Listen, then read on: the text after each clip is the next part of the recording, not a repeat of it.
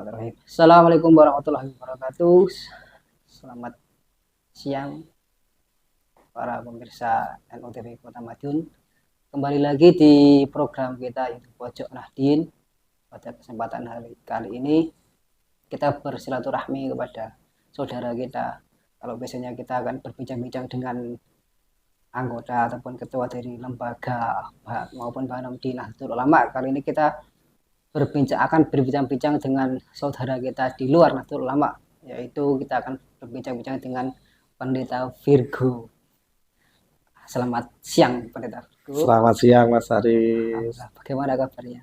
Puji Tuhan, sehat selalu. Gimana Mas Haris, sehat? Alhamdulillah. Hatinya sehat. Fisiknya rada pilek sedikit. Iya betul. Lagi musimnya nih. Iya, tiap hari diguyur hujan. Betul, iya. Rahmat Tuhan berupa air hujan harus kita syukuri. Betul, harus kita bersyukuri. Iya. Meskipun sakit tetap harus semangat. Iya. Ya ini saya ingin tanyakan pertama-tama itu namanya kan Virgo Septo orang. Saya kira itu orang Batak. Ternyata singkatan Septo Anggoro. Iya, jadi itu apa nama untuk akun email, untuk alamat email, untuk media sosial pasti aku pakai inisial Septo orang. Itu adalah singkatan Septo Anggoro itu. Yang nama lengkap itu kan Virgo Tri Septo Anggoro. Iya. Nah, waktu itu bingungnya buatnya apa? Coba cari yang unik aja. Waktu zaman kuliah akhirnya nemuin inisial itu yang aku pakai sampai sekarang. Iya. Berarti Mas Gus Pendeta, biasa saya manggilnya Gus Pendeta. Oh, silakan Mas. Ya, soalnya saya baru familiar dengan pendeta-pendeta yang muda. Dulu ketika saya di kuliah di Malang itu ketemunya pendeta-pendeta yang sepuh ya. Sepuh. Gitu. Sekarang baru familiar dengan pendeta muda ini. Ya mungkin bisa diceritakan dulu masa kecilnya pendeta Virgo itu gimana kok tertarik dengan dunia spiritual. Iya. Oke. Ah, ini setengah kalau aku bahas ini. Ya, Mas Haris, jadi aku sebenarnya dari kecil tidak pernah punya cita-cita jadi pendeta. Iya. Aku nggak pernah punya cita-cita jadi pendeta. Jadi panggilan itu justru muncul awalnya itu ketika ibuku aku kelas 9 atau kelas 3 SMP akan masuk ke SMA, tiba-tiba ibu itu bilang ke aku tanpa ada petir, tanpa ada hujan, tanpa ada badai, tiba-tiba bilang, udah nanti lulus SMA nggak usah kuliah kemana-mana, masuk sekolah pendeta saja.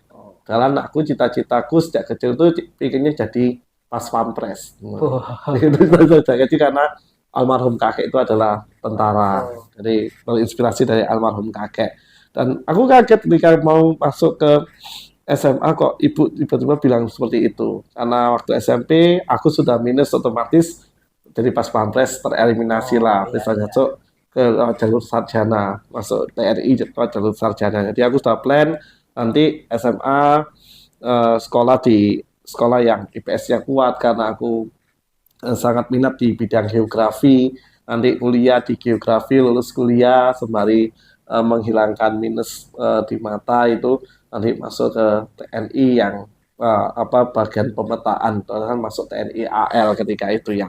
Tapi rupanya Tuhan tuh punya kehendak lain. Di kelas 10 SMA dan kelas 11 SMA itu ada satu pertanyaan yang selalu ditanyakan oleh pendetaku dan kakak pembina di gereja ketika itu. Nggak minat loh masuk pendidikan teologi. Dan karena waktu itu anak SMA ya, polos gitu, dia nggak ada minat kak, nggak ada minat Pak Pendeta. Nah, memang nggak ada cita-cita ke arah sana gitu. Sampai kelas 12 SMA, pertanyaan itu kembali muncul dan ketika akan menjelang lulus SMA, sepertinya ada sebuah dorongan yang sangat kuat untuk masuk ke pendidikan teologi dan simple sih waktu itu doa sama Tuhan. Kalau memang Tuhan mengendaki aku masuk ke pendidikan teologi menjadi pendeta atau hamba Tuhan secara penuh waktu, ya aku minta tolong Tuhan untuk bisa memberikan jalan yang terbaik dan ternyata Tuhan menjawab doa itu. Jadi ketika masuk ke kampus, aku masuk di gelombang kedua. Dan kota di kampusku itu untuk fakultas teologi hanya 60 orang per tahun. Sedangkan gelombang pertama itu sudah 50% lebih. Sehingga secara matematis sebenarnya peluangku sangat kecil sekali. Tapi rupanya karena memang Tuhan sudah memanggil dan Tuhan menghendaki ke arah sana, akhirnya aku melihat Tuhan begitu baik dan Tuhan memberi jalan yang terbaik sehingga aku akhirnya bisa kuliah di pendidikan teologi. Dan ketika ketemu dengan kakak guru sekolah mingguku, ketika pulang ke Jombang, ternyata sejak kecil sudah terlihat Mas Haris tanpa aku sadari. Karena aku dulu itu seringnya main di mimbar pendeta, pura-pura berkhotbah, mengkhotbahi teman-temanku sendiri. Ketika masih kanak-kanak, tapi ya itulah yang jadi rencana dan jalan Tuhan yang aku imani. Oh, berarti masa kecilnya pendeta itu di Jombang. Di Jombang, Madiun ini tempat penempatanku, penempatan pertama sampai penapisan Madiun. Iya. Dari dorongan ibu untuk menjadi seorang pendeta, akhirnya diteladani, akhirnya berubah gitu. Betul, dan aku juga menduga itu doanya ibuku. Karena tiba-tiba sekali itu muncul. Iya. Itu Mas. Ya, kalau di kita tuh doanya ibu tuh katanya melebihi 40 para wali gitu. Oh gitu. Jadi ya. sangat mustajabah gitu loh. Makanya kan ibu itu kalau sama Kanjeng Nabi, sama Nabi Muhammad itu disebut 3 kali untuk menghormatinya kan. Ibu baru bapak gitu.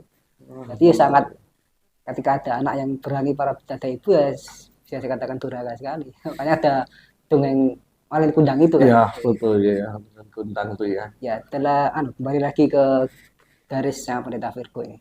Dalam masa itu, jadi tempat di kuliah tadi itu, setelah itu bagaimana? Tempat ada mengalami penyerahan atau gimana gitu? Ya, ketika kuliah emang awal ketika kami kan kalau dalam konteks GKI ya, kami kan seleksi di sinode, sehingga kami itu adalah utusan dari sinode, jadi bukan utusan gereja setempat tapi dari sinode.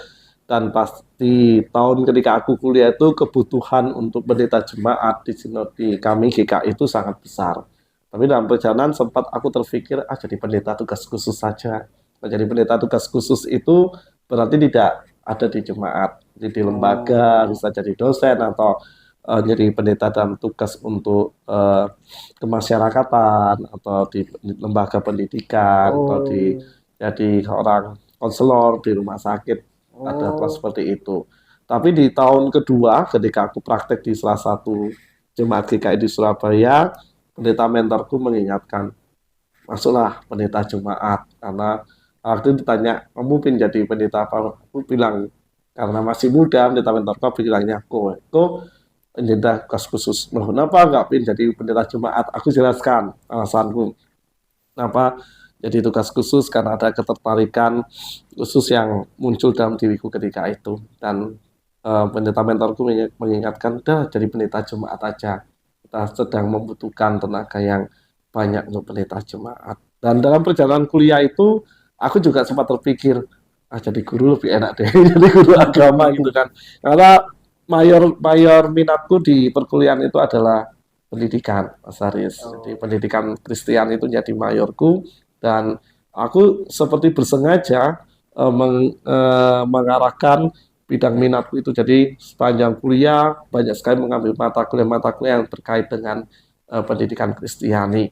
Tapi dalam perjalanan ketika ada proses percakapan dengan komisi kependetaan, lalu juga berjumpa dengan para dosen, dengan kakak-kakak tingkat yang sudah dipendetakan, rupanya panggilan untuk menjadi pendeta jemaat kembali kuat muncul di dalam jalanku, sehingga akhirnya aku memutuskan ya pendeta tugas khusus itu dalam tanda kutip adalah bonus, tapi yang utama adalah bagaimana aku ketika diutus adalah untuk menjadi pendeta jemaat, sehingga sampai sekarang akhirnya jadi pendeta jemaat di GKI Madiun. Ternyata pendeta itu ada bidangnya masing-masing. Ya, ada bidangnya. Ke masyarakat langsung, ada ke pendidikannya. Ada yang dosen, ada yang jadi pendeta khusus di sekolah, itu ada. Ya, setelah ditentukan untuk jadi pendeta untuk melayani jemaat itu, ada nggak pasti dari senior tadi itu bidang sasarannya jamaah kan? Pendeta Virgo masih muda, untuk anak yang muda-muda saja atau nanti untuk umum gitu? Untuk umum pastinya, karena kalau seorang pendeta dalam konteks GKI, ketika dia ada di jemaat, meskipun usianya muda, bukan hanya untuk anak muda atau untuk anak-anak, bahkan hadir juga untuk yang sepuh, untuk lansia. Nah ini kadang kan orang awam, saya ya, Hmm, ketika diomongin sama orang yang seumuran gitu kan kadang kita sama pengalamannya kok ngandani biasanya kan hmm, menasihati dalam ya. itu kan ada rasa penolakan gitu. Itu gimana pendeta Virgo? Karena kan apalagi orang yang lebih tua dinasihati yang lebih muda kan kadang juga gitu. Gimana Nah, perasaan pendeta itu buat memang pernah ada sih ya situasi-situasi semacam itu ya yang aku dan teman-teman seusia kami yang pendeta-pendeta muda hadapi. Tapi kuncinya adalah bagaimana kita bersikap rendah hati sih Mas iya Haris. sabar Artinya sabar. sabar itu ya. Artinya adalah bahwa ya kita sadar usia kita masih muda, Iya tetapi ada tanggung jawab spiritual, tanggung jawab moral yang besar yang ada di pundak kami sebagai seorang pendeta sehingga melalui pendidikan-pendidikan yang kami terima baik ketika di kuliah, ketika kami berproses ada namanya pendidikan persiapan kependetaan. Di sana kami memang dibentuk sedemikian rupa untuk nantinya siap dalam menghadapi hal semacam itu, sekaligus juga siap untuk mengkomunikasikan ajaran-ajaran, mengkomunikasikan nasihat-nasihat supaya semuanya bisa terangkul dan semuanya bisa untuk apa ya dalam tanda kutip ya manut istilahnya iya mau untuk mendengarkan nasihat-nasihat spiritual yang disampaikan meskipun pendetanya usianya muda dan memang itu nggak gampang sih ya karena butuh sebuah proses dan yang pasti kerendahan hati dan kesabaran itu dalam pengalamanku sampai sekarang itu menjadi dua kunci yang harus dihidupi oleh seorang pendeta entah muda entah tengah-tengah usianya ataukah ketika sudah tua, dua kunci itu harus terus dipegang selama masih dipercaya oleh Tuhan untuk menjadi seorang pendeta. Itu Mas Haris. karena jadi panutan gitu ya harus jadi figur Betul, yang iya. baik di depan jemaah gitu. Kalau di kita itu bilangnya jangan melihat siapa yang berbicara tapi Hmm, dilihatlah apa yang dibicarakan gitu. Kalau yang dibicarakan tentang kebaikan ya mau tidak mau kan harus ikut diterima gitu. itu Ya ya. apalagi itu firman Tuhan ataupun dari Hmm, sabda-sabda Nabi gitu ya. Nah tadi kan Virgo bilang kalau jamaahnya itu menyeluruh dari kalangan hmm, muda atau sampai dewasa sepuh. bahkan tua sepuh Hmm. gitu ya. Ada masalah-masalah tiap jenjang usia itu beda-bedanya ada. Masih ada Kalau biasanya Haris. kalau seumuran saya Hmm, gitu kan paling masalah pendidikan, masalah tentang jodoh. jodoh apa gitu. Usia saya rentang gini. Ya, pasti setiap jenjang usia itu ada problem atau ada pergumulan masing-masing ya. Kalau kami menyebutnya pergumulan itu Iya, ya. Karena bukan hanya permasalahan, mungkin ada harapan atau ada kerinduan-kerinduan tertentu dalam berproses di kehidupan. Dan aku bersyukur ketika kuliah mengambil mata kuliah pendidikan karena justru lewat mata kuliah itu kami belajar untuk melihat dan memahami konteks usia di masing-masing generasi. Karena ya generasi yang muda, apalagi generasi muda zaman sekarang itu kan nggak bisa disamakan dengan konteks usia mudanya yang iya, anggota jemaat yang sudah sepuh atau sudah tua usianya. Dan kali itu ada gap di sana dan peranan kami yang mencoba untuk menyinkronkan perjumpaan-perjumpaan antara generasi yang muda dan generasi yang sepuh supaya ya kita semua adalah satu keluarga ya Mas Haris dalam sebuah gereja itu atau dalam sebuah komunitas itu kan kita satu keluarga sebenarnya. Ya sama seperti di rumah itu kan ada ayah, iya, ibu, iya. kakek, nenek, anak-anak, ada saudara, adik dan kakak. Nah, di gereja pun juga demikian. Jadi kami mencoba, khususnya aku mencoba untuk bisa masuk di semua usia itu dan memahami apa sih yang menjadi kebutuhan, apa yang menjadi eh, dinamika dari setiap usia itu. Tapi memang karena usiaku masih udah muda lagi sebenarnya sudah hampir 35 tahun. Tahun ini kan usiaku 35.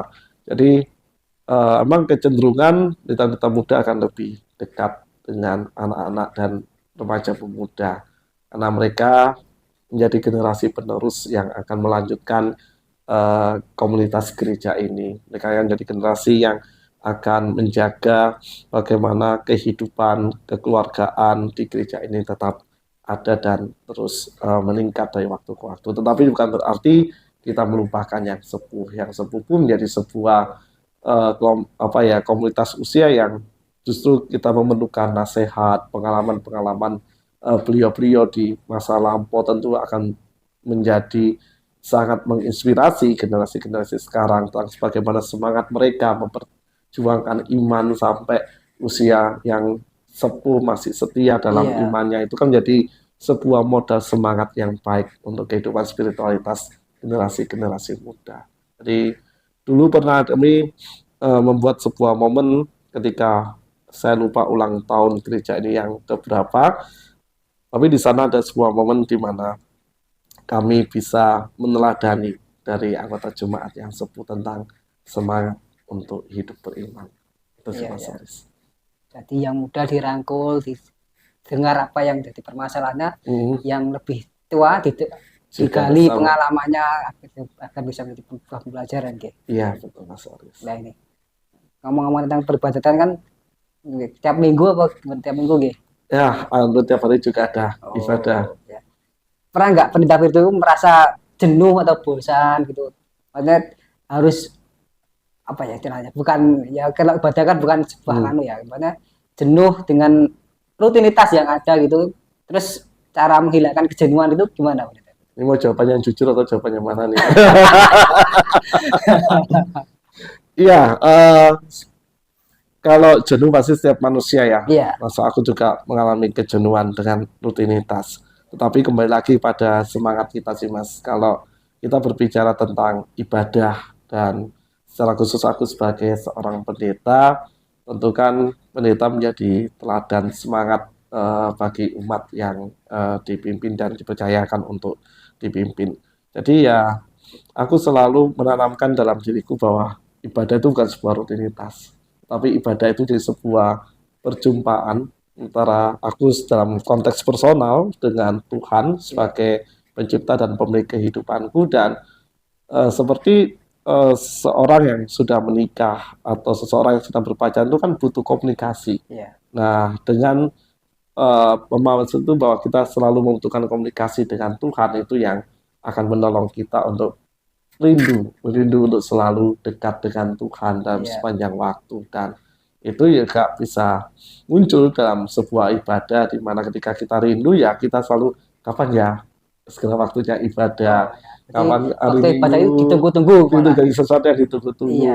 Dan atau kan kalau ibadah harian kemudian juga ada ya ibadah harian yang dilakukan secara personal, istilahnya itu ada namanya saat teduh. Jadi itu waktu pribadi bersama dengan Tuhan, tidak harus selalu di gereja, bisa dilakukan di rumah masing-masing. Itu juga bisa jadi sarana kita untuk kapan ya waktu saat teduh itu bisa datang kembali. Dan dengan itu pasti tidak akan terjebak pada sebuah kejenuhan, tetapi justru mendorong diri kita untuk semakin bersemangat dalam eh, mengenal dan juga semakin ingin tahu bagaimana Tuhan hadir dan siapakah Tuhan yang kita imani dalam iya, iya, kehidupan kita. iya.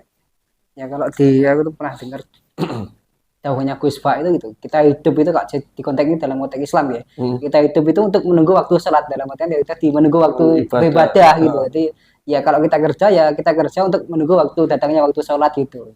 Jadi aktivitas di luar ibadah itu ya sebenarnya selingan untuk kita ibadah gitu. itu ya, itu menarik itu. Kalau konsep semacam itu yang memang harus ditumbuhkan. Iya, Sorry ya Mas Haris. Eh, konteks semacam itu yang semangat seperti itu, sorry, yang harus selalu dimunculkan dalam iya, kehidupan umat, karena melihat situasi perkembangannya sedemikian pesat, bagaimana manusia itu kan secara tidak langsung dituntut untuk mempunyai ritme yang cepat dengan perkembangan iya, teknologi, dengan perkembangan sosial kemasyarakatan di masa kini, kadang membuat manusia itu berlari cepat, tapi dalam titik tertentu akan jenuh, akan bosan. Nah, kehadiran spiritualitas itu yang eh, harus mengimbangi dan membuat seorang manusia atau insan Tuhan itu untuk bisa senantiasa memiliki sebuah oase, dan oase itu yang akan memunculkan air segar yang akan membuatnya kapan ya aku kapannya waktu ibadah itu datang kok. Iya. Rasanya nggak sabar pingin hari Minggu atau Hmm. nggak sabar pingin masuk ke waktu saat teduh di hari berikutnya. Iya, iya, iya.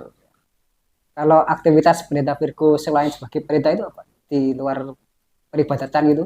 Ya, yang pasti jadi suami ya. Jadi anak sudah beristri, sudah menikah, jadi apa jadi suami, jadi yang pasti juga terlibat dalam kegiatan di lingkup yang lebih luas di sinode. Aku ada di komisi kependetaan juga, tetapi di bagian untuk merekrut calon pendeta. Jadi Iya, iya. ada anggota jemaat yang apa namanya rindu untuk dipanggil jadi seorang pendeta. Aku dan satu rekan yang kami yang yang mengurus untuk rekrutmen itu. Terus juga aku ada di ketua departemen pembinaan di Klasis juga. Dan tapi yang pasti utama adalah tugas sebagai pendeta jemaat. Karena memang kami di GKI kalau jemaat pasti jadi jemaat ya yang utama adalah jemaat. Dan tentu juga terlibat Gus Rian, Iya, Mas mungkin kita Aris, kenalnya kan di lewat Gus Durian. Gus Rian Setahun yang lalu ya. kita bikin acara hall Hall di Gus, kantor NU, iya di terus di tentang Stainu terakhir buka Stainu bersama ya, Bu Sinta. Bu Sinta betul. Iya. Ini kapan lagi buat acara bareng? Iya ya, udah mau puasa nih. Harus Oh, lunak Bu Sinta ya. Buka puasa Gus Rian iya. Madiun. Oh, jadi belum di-spill pendeta Virgo ini ada di GKI Madiun, Jalan Barito, dekatnya Seleko. Betul. Sampingnya Depo Remaja. Utaranya di Remaja. Nah, ini biasanya kalau saya ada bintang tamu ini mesti menanyakan tentang buku dan film lah yang ditonton terakhir itu. Kalau Natal kan kemarin biasanya filmnya Home Alone. Jadi juga cuma tanya kenapa Natal itu filmnya mesti Home Alone kalau enggak Baby Dash Out. Iya. Kenapa alasannya enggak pendeta Virgo? Aku juga rantau tuh. Saya sendiri. Kalau Lebaran kan biasanya yang keluar itu Warkop DKI gitu. Iya, iya. Kalau Natal mesti filmnya Home Alone. Iya, betul-betul. Kalau pendeta Virgo film Film ya nonton film enggak pendeta Virgo ini? cukup suka sih. Kalau film beberapa genre, mau genre yang mana nih?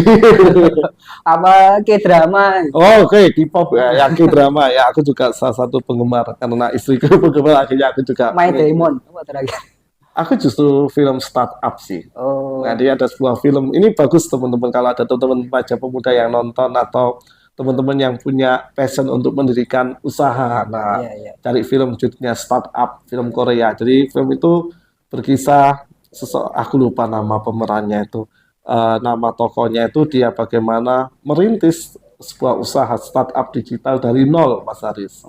Hingga dia akhirnya sukses dari seorang yang cewek jadi CEO, yang cowoknya jadi CTO, yang bagian untuk teknologinya. Dan aku di beberapa scene itu nangis, bukan karena romantismenya, tetapi ketika bagaimana mereka bangkit dari keterjatuhan, karena kan pasti kan buat usaha itu kan jatuh bangun ya, tapi bagaimana mereka tetap bertahan, optimisme.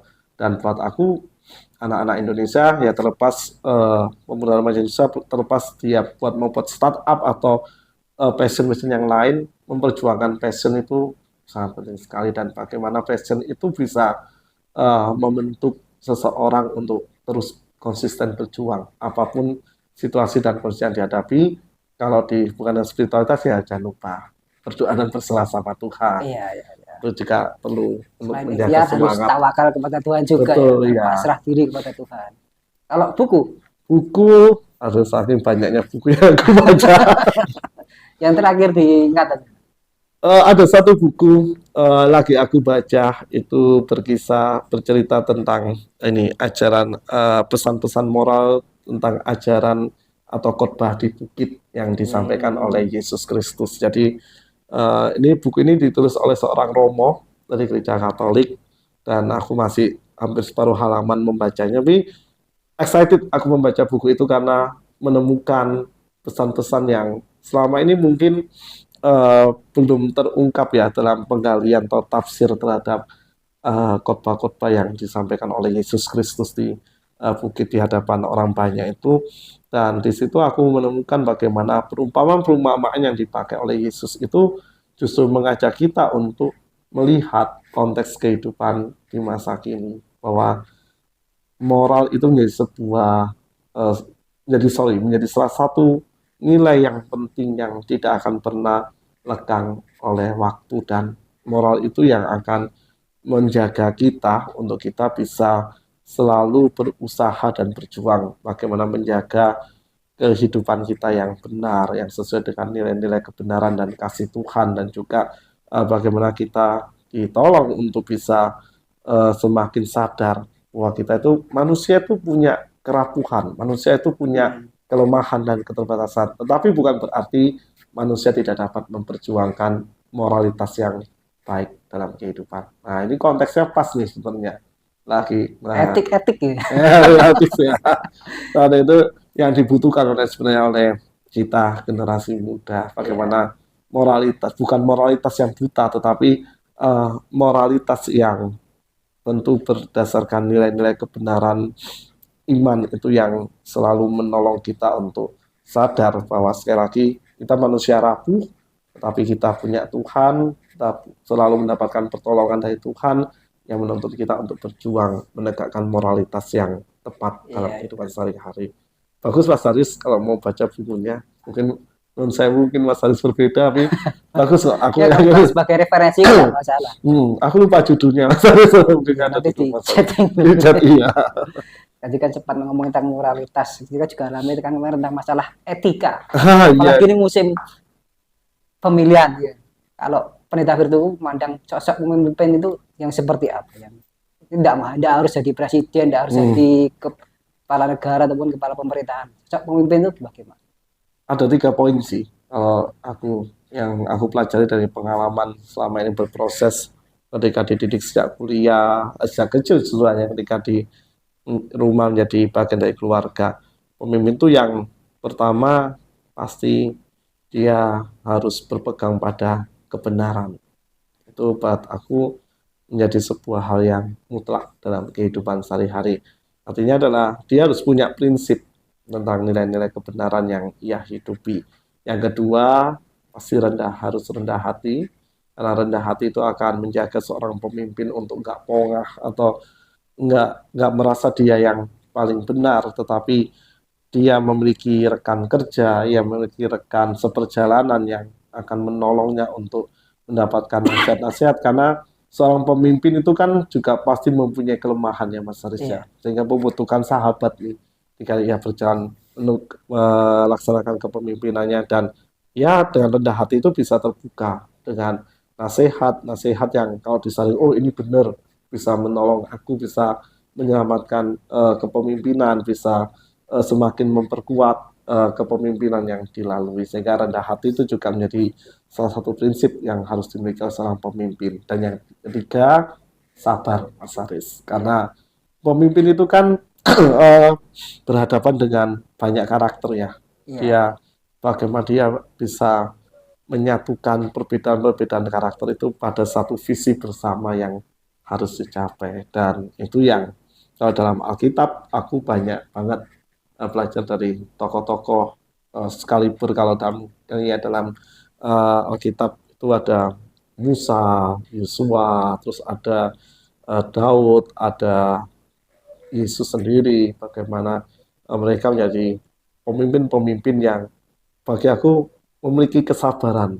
Bagi Musa ya, Musa itu kan berhadapan dengan orang-orang Israel yang sangat beragam macam karakternya, tetapi ia sabar dalam mendidik, memimpin mereka, dan kesabaran itu yang menolong Musa tampil menjadi seorang pemimpin yang baik, menjadi seorang pemimpin yang diteladani dalam sejarah kehidupan kekristenan hingga saat ini. Jadi role model kepemimpinan Musa menjadi salah satu yang kami pelajari juga, yang menolong kami juga. Ya, kesabaran itu penting bagi seorang pemimpin. Kalau nggak sabar, sering emosi, bahaya.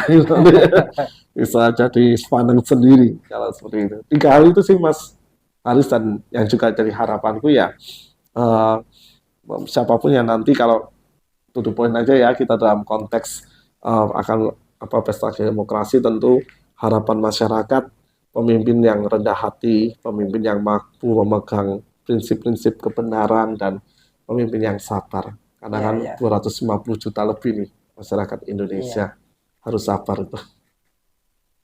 Ya, kalau ngomongin tentang Dia bilang disinggung juga tentang pemilihan pesta demokrasi ini. Ada nggak pesan-pesan buat teman-teman ataupun jamaahnya Pendeta Virgo ini tentang pemilu ke depan harus bagaimana Pak? Enggak tidak ada perselisihan lah. Gitu. Ya, yang pasti pemilu itu kan 5 tahun sekali nih. Iya.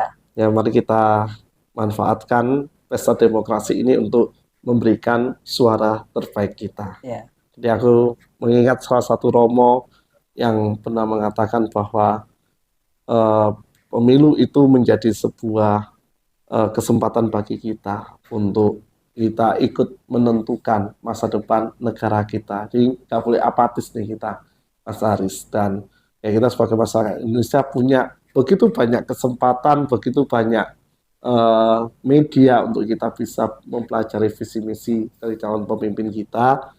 Dan yang pasti di tengah berbagai perbedaan pendapat, yuk saling menghargai dan saling menghormati. Itu yang menjadi kunci supaya bangsa Indonesia tetap rukun, bangsa Indonesia tetap satu, dan semoga pemilu ini menjadi sebuah pemilu yang semakin membawa Indonesia ke arah yang lebih baik. Ya, itu Mas Aris. Amin. Terima kasih Pendeta Virgo atas Sama-sama waktunya. Mas Aris. Ya, ini sebagian kecil dari cuplikan, maksudnya profil dari Pendeta Virgo. Semoga kedepannya tidak jadi yang terakhir, mungkin jadi rangkaian pertama untuk kita berbincang-bincang lagi. Amin. Siap. Permasalahan. Mas Bukan Aris. permasalahan sih. Apa yang terjadi? Sinematika hidup. Betul. Menarik ini sinematika hidup. Nah, kalau permasalahannya kelihatannya hidup Oke, permasalahan. gitu ya. Ya, karena hidup itu dinamis ya. Iya. Sekali lagi terima kasih. Sama-sama Mas Aris, terima kasih Semoga diberi senantiasa diberikan kesempatan. kesehatan. Amin. Sudah 2 kali di reschedule ini. Ya. Semoga beliau diberikan kesehatan untuk tetap menjalankan sebagai pendeta di GKI Madiun. Amin. Tetap diberikan ketabahan untuk menghadapi jamaah-jamaah baik yang usia muda ataupun yang lebih dewasa. Sekali lagi terima kasih Pendeta Virgo. Sama-sama Mas, terima kasih juga diberi masuk ke channelnya Mas Aris. Biar enggak bosan orang bintang tamunya NU semua aja, biar ada insek dari luar gitu ya. Kita juga mengenal saudara-saudara kita di luar NU, apalagi yang di luar Muslim, biar tidak ada konflik-konflik yang terdahulu, biar berlalu, kita rajut hubungan yang lebih harmonis lagi. Amin. Ya, terima kasih atas waktunya, terima kasih sudah menonton di Pojok Nadien kali ini. Jangan lupa tekan tombol like, komen, dan share. Kita kirimkan saran siapa lagi yang harus kita ajak ngobrol-ngobrol bareng di Pojok Nadien selanjutnya. Akhirul kalam, wassalamualaikum warahmatullahi wabarakatuh.